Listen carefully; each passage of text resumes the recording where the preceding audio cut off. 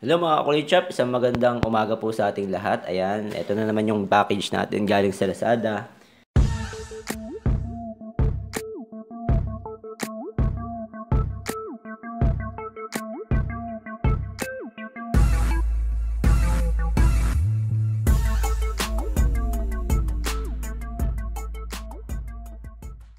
So, umorder tayo nito.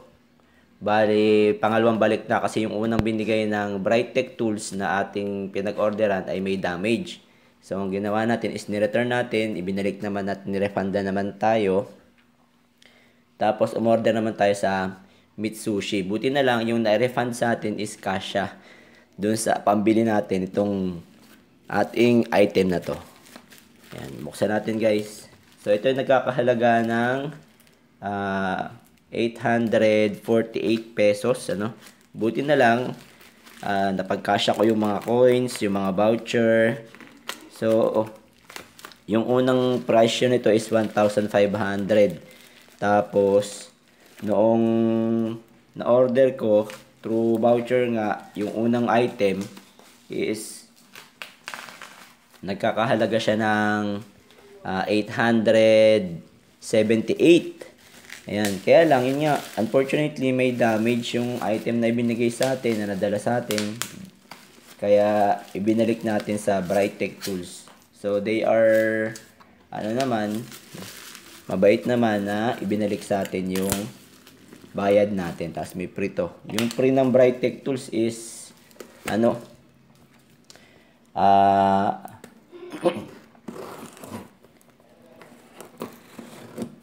screwdriver. So, ito naman Teflon. Pero ito, Mitsushi din. Ito naman, ang doon, Mitsushi din yung in-order natin doon sa Brightech Tools. Ito Mitsushi din, pero ito ay sa mismong Mitsushi na shop. Yan. So, sana naman wala nang damage, no? Same lang yung kanyang packaging. So, ito yung ating water pump. Ayan. On-order natin yung water pump na yan. So, sa water pump, model niya is QB60. Power niya is 0.37 kilowatts or 0.5 horsepower, 200. Ayan. Mitsushi QB60. 37 kilowatts, 0.37, 0.5 horsepower, 220 volts, 60 hertz. Ang max head niya is 17 meters, yung pwede niyang itaas. At ang max flow niya is 26 liters per minute. Yan. Kalibre niya is 25 meters. So, pareho lang din naman yung, yung itsura niya. Yung sa Brightech Plus nga lang, ito napitsot ito. Napitsot. And then, yung blade niya, tumama dito sa mga grills. Kaya, hindi siya mapapaikot pagka ginamit. Ayan. So, ito yung itsura niya, guys. Ayan. So, ganun din naman yung nakalagay dito sa ibabaw. Yung kanyang model, Mitsushi QB60. Yun yung binasa natin kanina. Ayan. So, testingin na lang natin to. Good thing wala namang damage.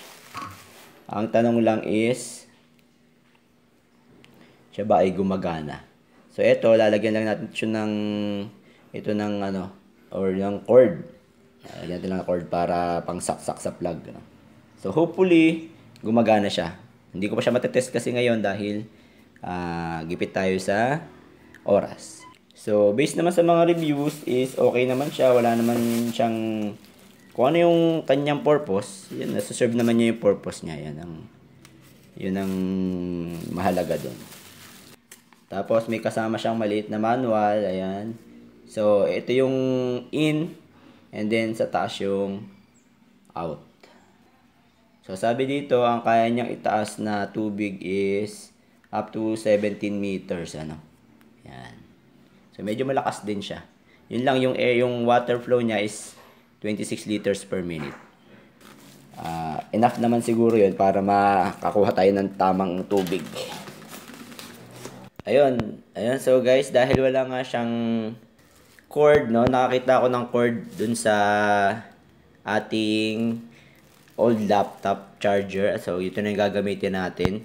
So, kung mapapansin nyo, tip lang, meron tong blue and brown na may wire, no? Tapos, itong isa is hindi nakalabas yung wire niya.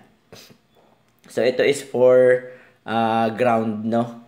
So, ang gagawin natin is, ito lang ikakabitan natin ng connection, yung dalawang wire na yan.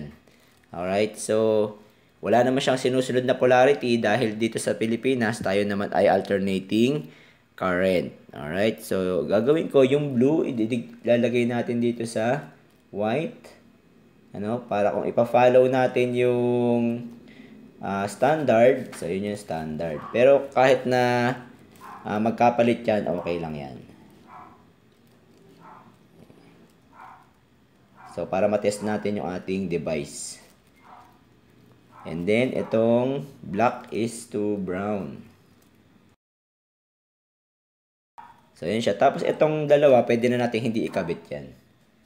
Alright? Then, syempre, lalagyan natin ng electrical tape.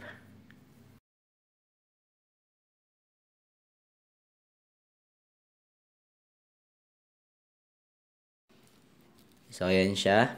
And then, basahin nyo na lang yung manual dito kasi meron din silang sinasabi dito na mga tips, ano. So, dapat daw naka-horizontal position pag ginamit nyo yung pump. Tapos, yung intake should be not smaller than yung palabas niya. And then, kung mataas ng 4 meters, kailangan na larger yung diameter ng intake pipe. Tapos, maglagay din daw tayo ng foot bulb. Yan yung mga binanggit niyan.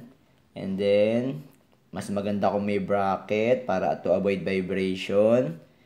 Tapos, hindi siya self-priming, ano? So, kailangan na maglagay tayo ng clean water before switch on. And the water should be poured through the firming plug. So, meron siyang firming plug. Ito yon, yung kanyang bolt dito. Ayan.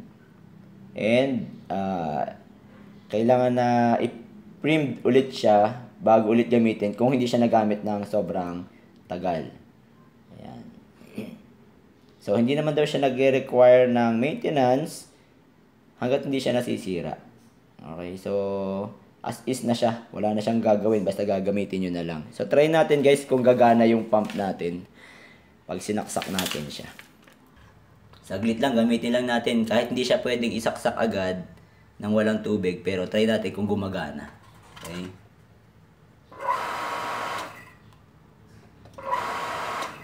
Yun. So, umiikot naman. So, ang gagawin na lang natin is bibili na lang tayo ng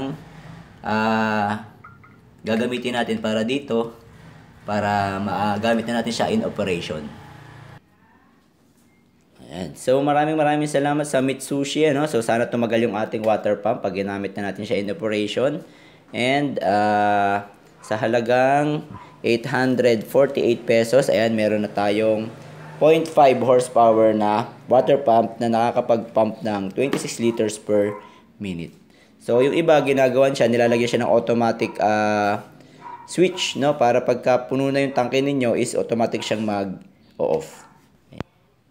So, guys, ganito muna yung setup natin, ano? Ayan, nilagyan ko muna siya ng PVC pipe sa intake na at tapos yung sa outlet niya, no, doon lalabas yung tubig, ano. Dito maghihigop, tapos dito lalabas yung tubig.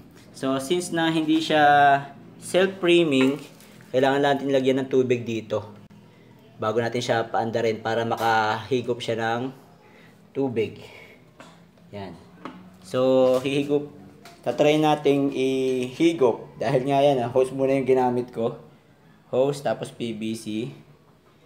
Yan. Tatry nating ipahigop yung tubig dito sa timba. Ayan, sa timba. Para lang matest natin kung gumagana talaga. Okay, so ilagay natin dyan. Siya.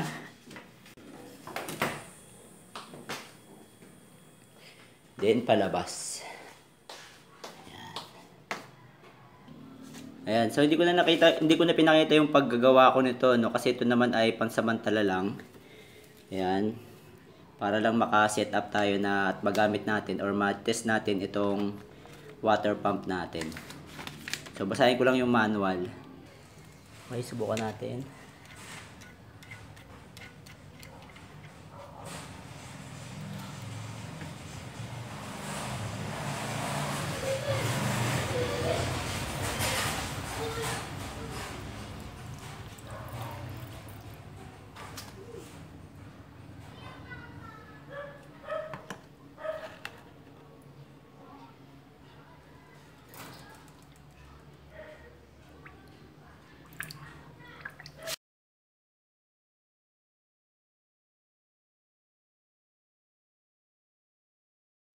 Ayan, puno na siya ng tubig.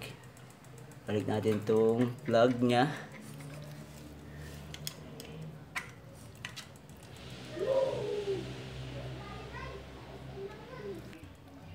So ayan, tingnan natin kung gagana. Okay.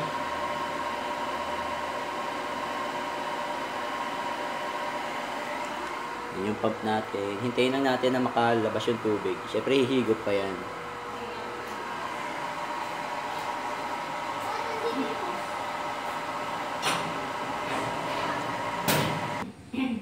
Ayan, so dahil natatagalan ako maghintay guys, nilagyan ko na siya ng tubig dito sa hose. Ayan. So wala kasi akong foot valve, kaya pag sinalin na natin ng tubig, bumabalik yung tubig doon sa hindi siya nahihirapan siya makahigop, Ngayon, nilagyan na natin ng tubig para mas mabilis siyang makahigop ng tubig. Tapos titignan natin kung magtutuloy-tuloy yung higop ng tubig niya.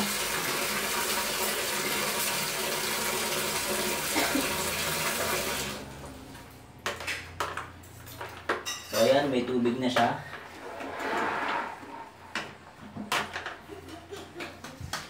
So try natin ngayon kung mapapump niya. So dapat kasi yung priming niya is ay sisig, kagagaling lang sa school. Yung priming kasi niya dapat ma-cover yung lahat ng linya na hihigupin ng tubig para walang air pockets, no? Ayan. So try na natin ngayon.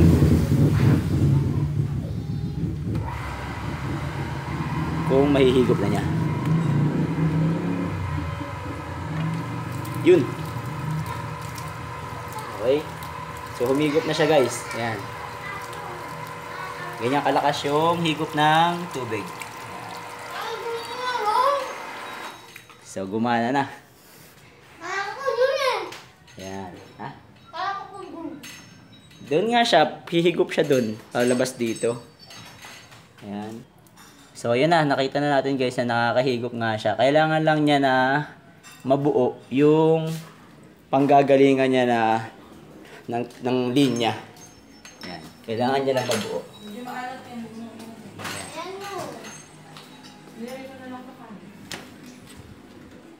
Yun saglit lang Saglit lang guys is na halos maubos niya na yung timba. Ayan Ayan. Halos maubos niya na yung laman ng timba.